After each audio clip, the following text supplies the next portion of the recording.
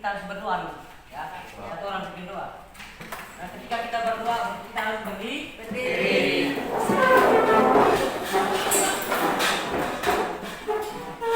Teman-teman, Bapak Guru, mana kita mau berdoa dan Bapak sama-sama Bapak kami.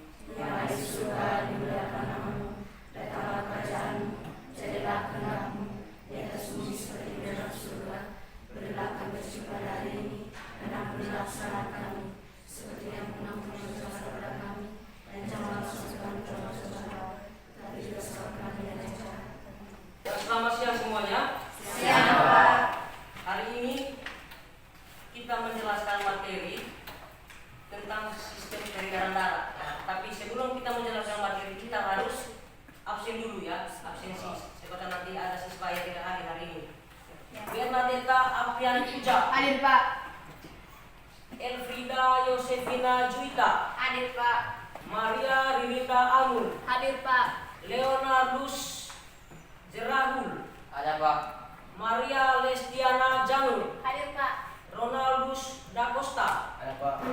Maria Helena Yamol. Ada, Pak. Yohanes Ambal. Ada Pak.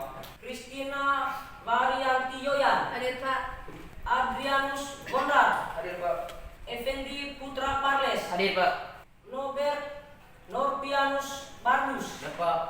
Krisentia Mariani Samul. Febrianus Agus. Ada Pak. Listiani Vendro Embun. Hadir, Pak. Dominika Saflo Amun. Ada, Pak. Maria Nirmaya Samu. Ada, Pak. Maria Evin Astri Sanur. Ada, Pak. Maria Kurniani Setia. Hadir, Pak. Vincentius Ferdi Danggal. Sandrianus Debagul. Ada Pak. Yohanes Evandrianus Magus. Hadir. Hari ini anak-anak hadir semua. Ya, Pak. Sebelum saya menjelaskan materi, saya harus memperkenalkan diri saya dulu, ya toh? Saya di sini baru, ya. Saya baru di sini. Saya akan memperkenalkan diri saya. Yang pertama, nama. Habis itu status. Dua, nama panggil. Ya, nama saya. Ada yang sudah tahu nama saya? Tidak, Tidak Pak. tahu, ya toh. Kalian tidak tahu karena saya baru pertama kali mengikuti PPLI di sekolah sini, ya. SMP SMA Negeri 4 Sekarang. Ya, nama saya Agustinus Ampur. Nama panggil saya biasa di kampus saya, nama panggil saya itu Agus atau Agusti, ya.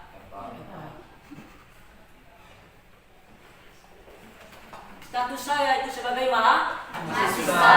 Status saya sebagai mahasiswa.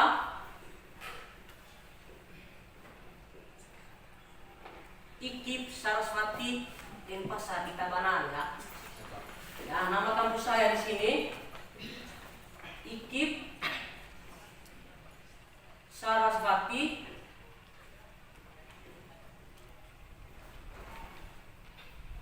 ya, IKIP Saraswati Denpasar.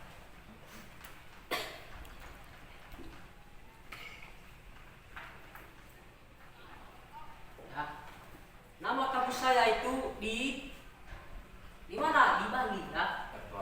Di Bali. Tempat kampus saya itu IKIP Saraswati, yaitu di Tabanan. Atau Anda pernah ke Bali? Tidak, Tidak pernah, ya. Saya kuliahnya di Bali. Asal saya dari Manggarai, tapi saya kuliah di Bali di IKIP Saraswati Denpasar. Itu saja tadi memperkenalkan diri saya. Sekarang saya akan menjelaskan teori, yaitu saya menggunakan alat peraga, ya. Alat peraga di sini.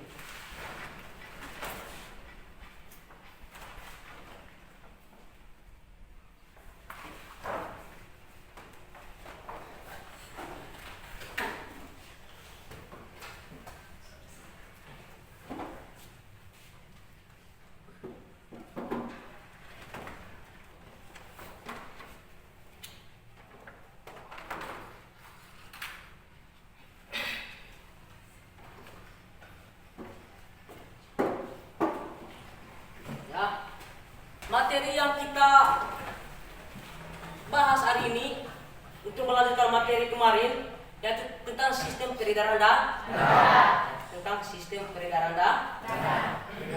Sesuai dengan RPP yang saya bawa di sini yaitu struktur dan fungsi sistem peredaran darah. Struktur dan fungsi sistem dari peredaran darah. Di sini kita menjelaskan sistem peredaran darah pada manusia ya, bagaimana tentang sirkulasi peredaran darah pada manusia ya. Kita ini sebagai makhluk hidup ya. Kita sebagai makhluk hidup adalah manusia. Kita tahu bagaimana cara sistem peredaran darah pada manusia. Tetapi di sini saya menjelaskan tujuan pembelajarannya dengan menggunakan metode yaitu menggunakan metode atau pembelajaran dengan pendekatan STEM. Ya, STEM.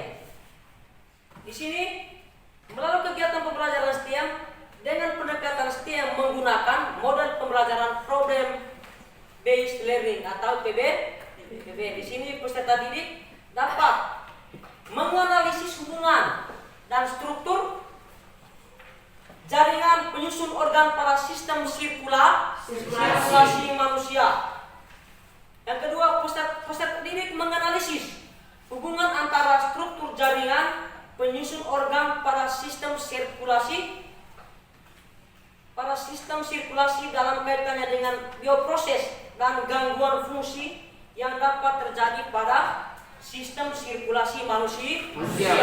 Yang ketiga, peserta didik menyajikan karya tulis tentang kelainan pada struktur. Ya, nanti peserta didik kalian nanti menyajikan karya tulis.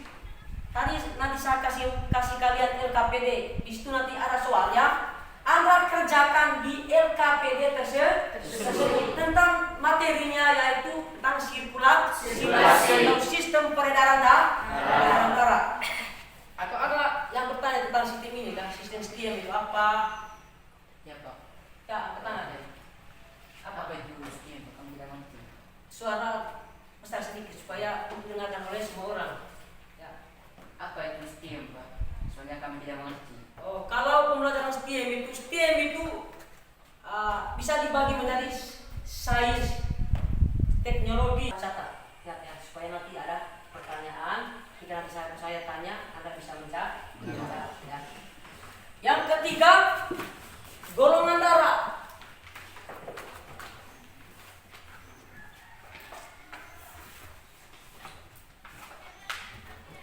Yang keempat, apa yang keempat? Adalah transfusi darah. Transfusi darah.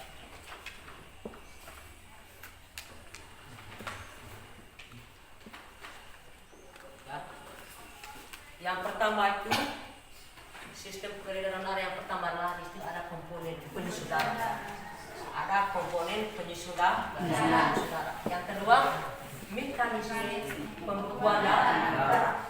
Yang ketiga, golongan darah. Yang keempat, transfusi darah. Kalian bisa baca di sini kan? Bisa. Coba Anda baca dulu. Yang pertama apa? Komponen penyusun darah. Komponen penyusun darah. Yang kedua, Mekanisme pembekuan darah. yang ketiga, Golongan darah. yang keempat, Transfusi darah. dari empat komponen tersebut kita jelaskan satu persatu ya. Yang pertama kita jelas dulu komponen penyusun darah ya. Kita jelas dulu. Nanti kalau tidak sempat jelas sampai di bawah tidak apa-apa. Yang penting kita jelas dulu mulai dari A. Mulai dari apa? Yang pertama itu ya A, yaitu mulai dari darah.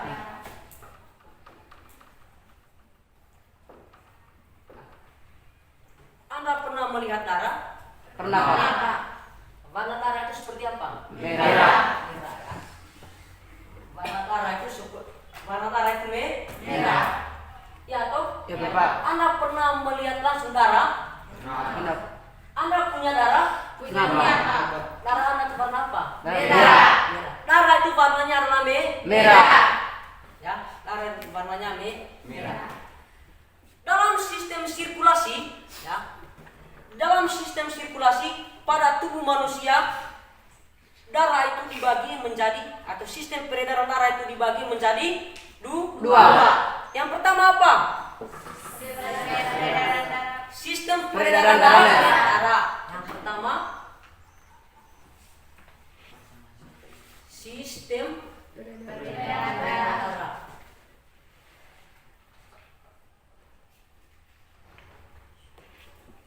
Yang kedua, Macam-macam.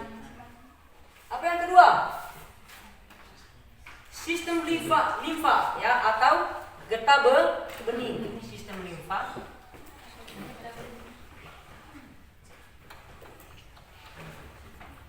Atau getah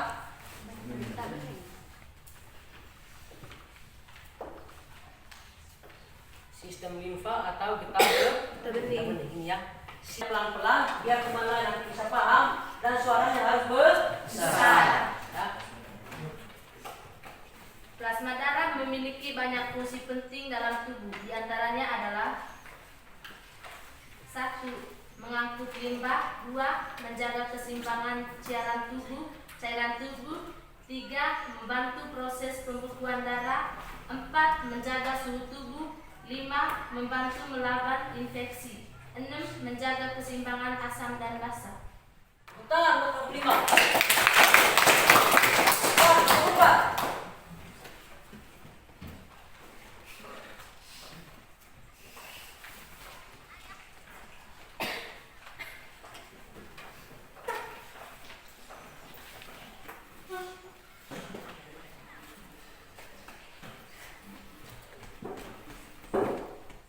Ya, nomor 2. Nomor 2.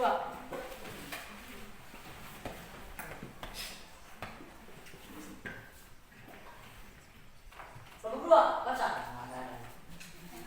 Plasma darah itu seperti apa? Atau bagaimana pemahaman Anda tentang plasma darah? Menurut kelompok kami, plasma darah mengandung protein yang tersusun atas albumin, globulin, dan fibrinogen. Tepuk tangan untuk nomor 2. Nomor 1 sama. Ya.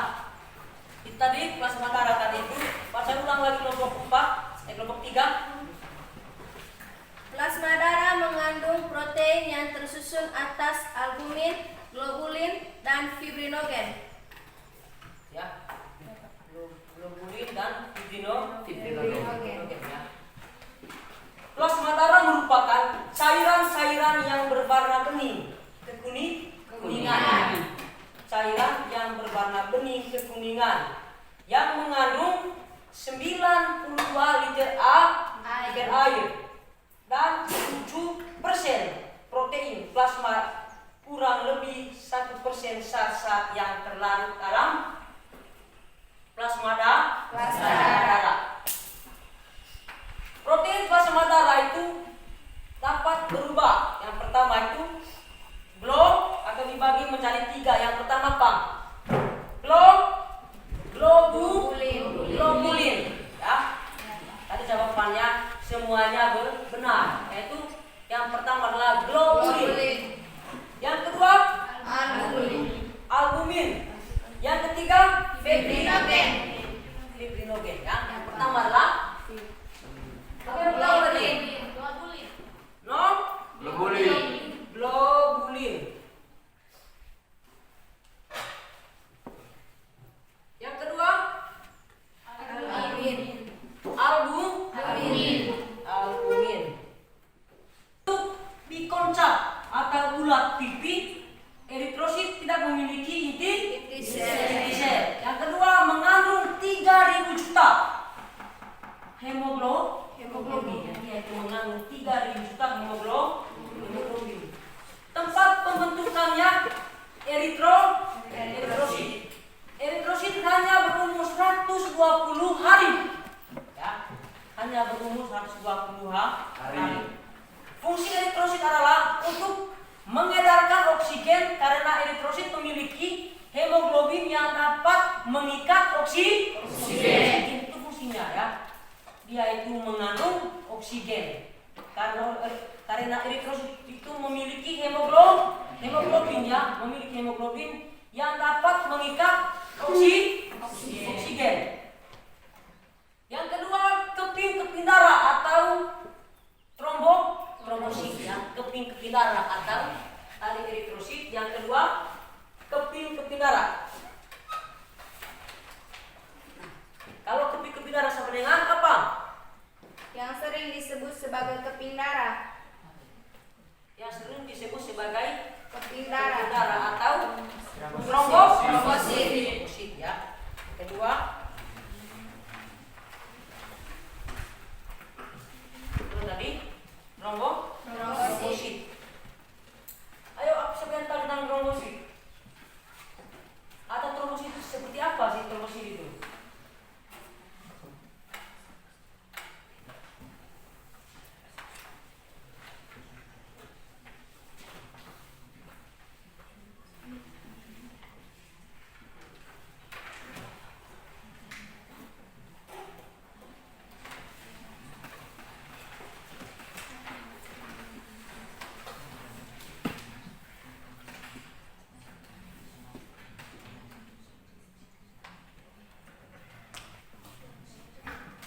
Ya, apa trombosit? Trombosit adalah komponen yang berperan dalam pembekuan darah jika ada bagian tubuh yang mengalami luka. Itu trombosit ya. Ulang. Trombosit adalah komponen yang berperan dalam pembekuan darah jika ada bagian tubuh yang mengalami luka. Itu trombosit ya. Komponen bagian darah. Ketika tubuhnya mengalami luka, maka apa yang terjadi? Darah itu akan keluar ya. Ciri-cirinya yang pertama atau karakteristik yang pertama dari trombosit itu apa? Bentuk tidak teratur dan tidak berinti. Ya, satu. Bentuk tidak teratur dan tidak berinti. Bentuk tidak teratur dan tidak berinti. Yang kedua, Terbentuk di susun tulang belakang. terbentuknya Di susun tulang belakang. terbentuknya di susun tulang belakang. Coba Anda berdiri dulu. Tulang belakang di mana tulang belakang? Di bagian pinggang. Ini namanya tulang belakang. Tanpa tulang belakang kita tidak bisa berdiri tegak. Paham? Nah, kita tidak bisa berdiri tegak. Ulang yang pertama kenapa? Untuk Bentuk tidak teratur dan tidak berinti. yang kedua, Terbentuk di susun tulang belakang. terbentuk di sumsum tulang belakang. Nah, lanjut. Tiga. Umur sel 6 sampai 9 hari. Apa? Umur sel 6 sampai 9 hari. Nah, umur selnya sampai 9 hari. Ya, berikut. Jumlahnya 200 sampai 400 untuk setiap Ulang. Jumlahnya 200 sampai 400 untuk setiap milimeter per kubik. Berikut. Berperan dalam pembekuan darah. Nah, berperan dalam pembekuan darah. Yang pertama tadi adalah bentuknya tidak beraturan dan mudah pecah. Ya, atau tidak Berinti.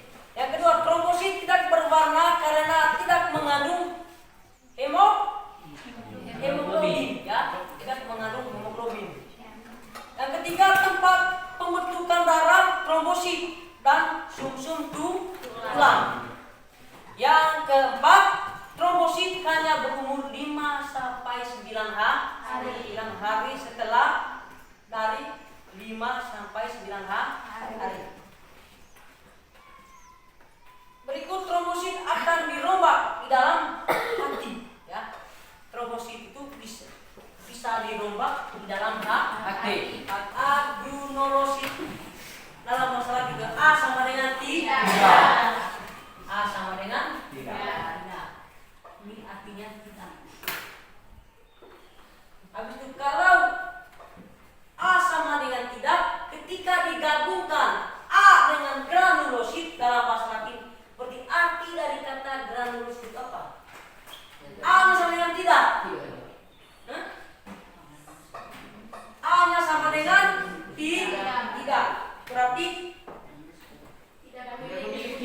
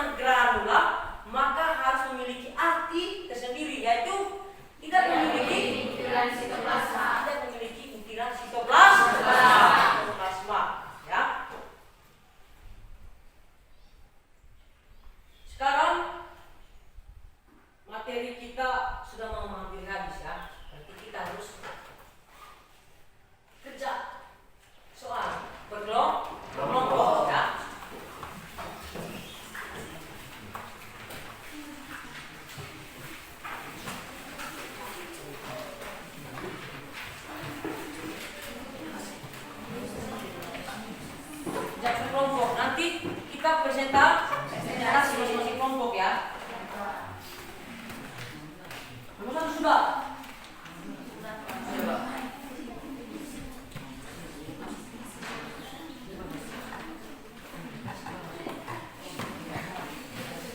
Nanti presentasi sudah ya, baca sudah nanti. Per kelompok. Saya kasih kesempatan waktu 15 menit. Pak.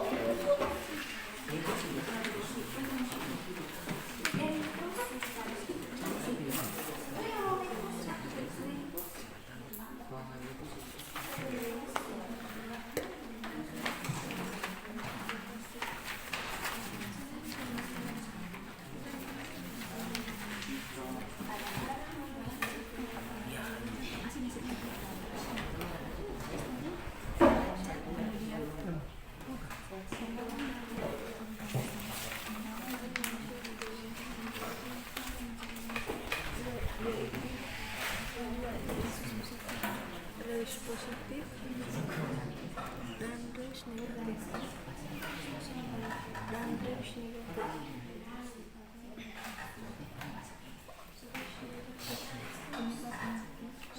Assalamualaikum.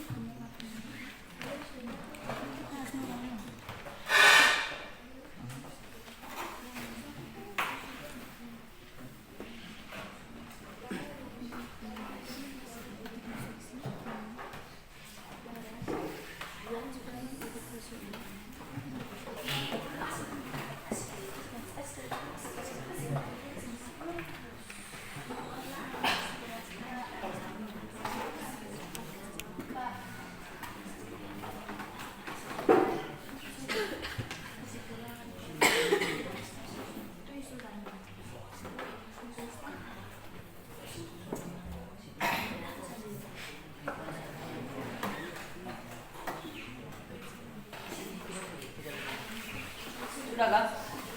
Lagi satu nomor, Pak. Ya, kelompok 2 dan 1 nomor, kelompok 3 dan berapa nomor?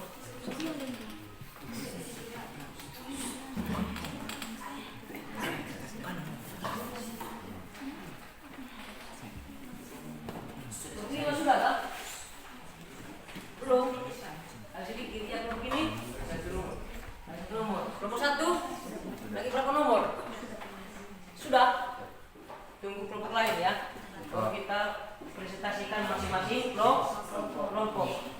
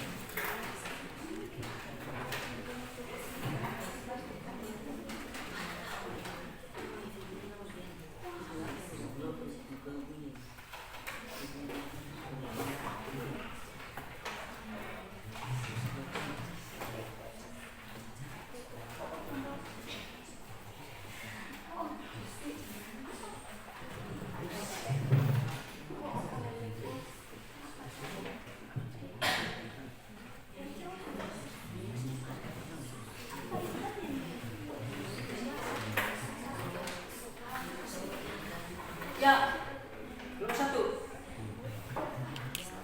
Nomor 1. Sudah kan? Sudah. Ya, nomor 1 mulai.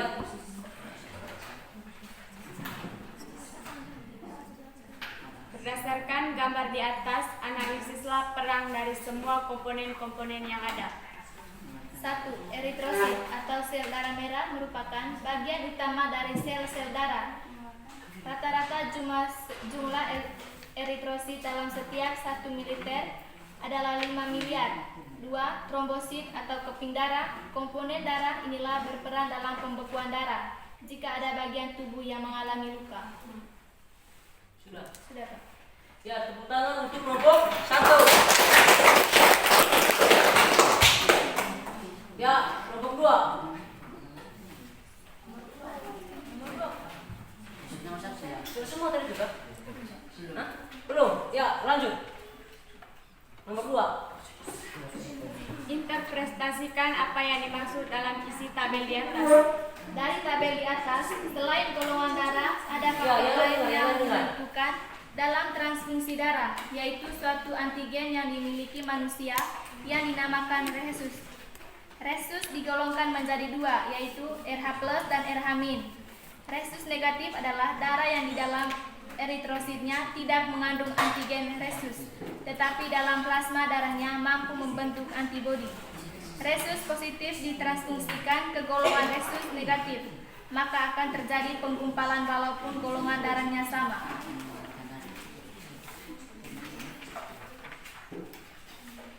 3. Buatlah analisis berdasarkan mekanisme pembekuan darah di atas. Ketika kulit terluka, darah akan mengalir keluar untuk beberapa waktu sebelum akhirnya berhenti dan mengering. Proses pembekuan darah ini